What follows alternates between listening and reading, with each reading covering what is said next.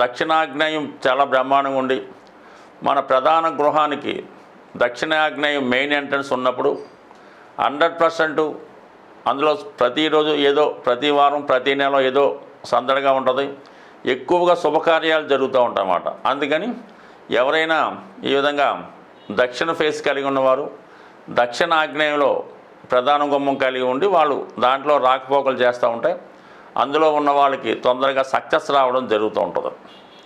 అలాగే మనం ఇందాక ఉత్తర వాయువు అన్నది ప్రేమ వివాహాలకు కారణం అనుకున్నాం. అదే పడమర అంటే పడమర వాయువులో ప్రధాన ద్వారం ఉండి ఎటువంటి దోషాలు ఉండకుండా ఉంటే ఆ గృహంలో సంతానానికి విదేశ అవకాశాలు, సినిమా పరిశ్రమల అవకాశాలు రావడం అన్నది చాలా రేరుగా కాదు, చాలా ఖచ్చితంగా జరగడం జరుగుతూ ఉంటుంది. కేవలం ఈ ప్రధాన గృహం కాకుండా మీకు ఉన్నటువంటి పూర్వీకుల ద్వారా వచ్చిన ఆస్తి కానీ, మీ తండ్రి గారు ఉన్నటువంటి గృహం కానీ, ఇవన్నీ కూడా మీ మీద వాస్తు ప్రభావం చూపుతాయి. అయితే ఈ వాస్తు ప్రభావం ఎప్పుడు మన మీద చూపుతుందంటే మన యొక్క జన్మజాతకంలో దశలను బట్టి ఆధారపడి ఉంటుంది. ఏదైనా శుక్రమహాదశ జరుగుతున్నప్పుడు వివాహం ఆలస్యమైందంటే కంపల్సరిగా తూర్పు ఆగ్నేయ దోషం ఉంటుంది. చంద్రమహాదశ జరుగుతున్నప్పుడు పనులు జరగడం లేదంటే ఉత్తర వాయువ్యం దోషం ఉంటుంది. కుజదశ జరుగుతున్నప్పుడు అనుకూలంగా లేదు, అప్పులు అవుతున్నాయంటే దక్షిణ దోషం, దక్షిణ ఆగ్నేయం దోషం ఉండొచ్చు, దక్షిణ భాగం దోషం ఉండొచ్చు. తరచూ ఇంట్లో ప్రమాదాలు జరుగుతున్నాయి, యాక్సిడెంట్లు అవుతున్నాయి, కోర్టు సమస్యలు, పోలీస్ కేసులు అవుతున్నాయంటే నైరుతి భాగంలో దోషం ఉంటుంది. అంటే పడమర నైరుతైనా దక్షిణ నైరుతైనా దోషం ఉంటే అంటే వీధి పోట్లు ఉన్నా, నుయ్యులు ఉన్నా, ఏదైనా గోతులు లాంటివి ఉన్నా కంపల్సరీగా ఎక్కువ ఇలాంటి ప్రమాదాలు, యాక్సిడెంట్లు, ఈ దుర్ఘటనలు లాంటివి జరుగుతూ ఉంటాయన్నమాట.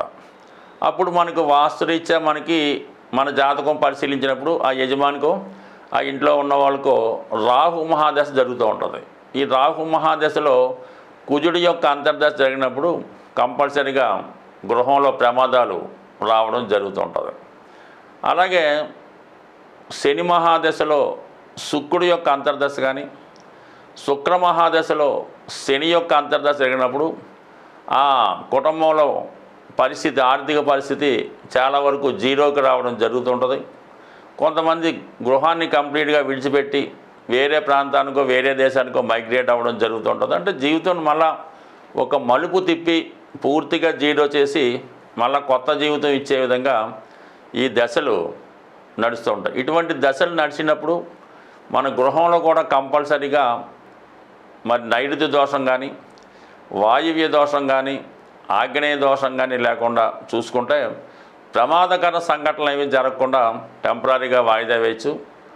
అలాగే ఈశాన్య భాగాన్ని సరి చేసుకుంటూ ఈశాన్యం చాలా పరిశుభ్రంగా ఉంచుకొని ప్రతినిత్యం అక్కడ పూజా కార్యక్రమాలు చేయడం వల్ల కంపల్సరీగా ఏ సమస్య అయినా కొన్ని రోజుల పాటు వాయిదా పడి ఆ గృహంలో అందరికీ ప్రశాంతమైనటువంటి జీవితాన్ని ఇవ్వడానికి కూడా కారణమవుతూ ఉంటుంది.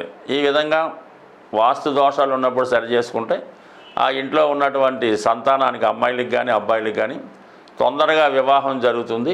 అలాగే జాతకంలో ఉన్నటువంటి దోషాన్ని, దశని గమనించి దాని ప్రకారం సులువైన పరిహారం చేసుకోవచ్చు. పెద్దగా ఏమీ లక్షలు, వేలు, వందలు ఖర్చు పెట్టకుండా సింపుల్ పరిహారంతో మీ యొక్క ఇటువంటి వాస్తుపరమైనటువంటి సమస్యలుంటూ, జాతకపరమైన సమస్యలుంటూ వివాహం ఆలస్యం అవుతుంటే దాన్ని సరి చేసుకుంటే తొందరగా సక్సెస్ అవుతుంది. ఫ్యూచర్లో అటువంటి దోషాలు, అటువంటి ఇబ్బందులు కలగకుండా సర్వేజన సుఖినో భవంతు. శాంతి.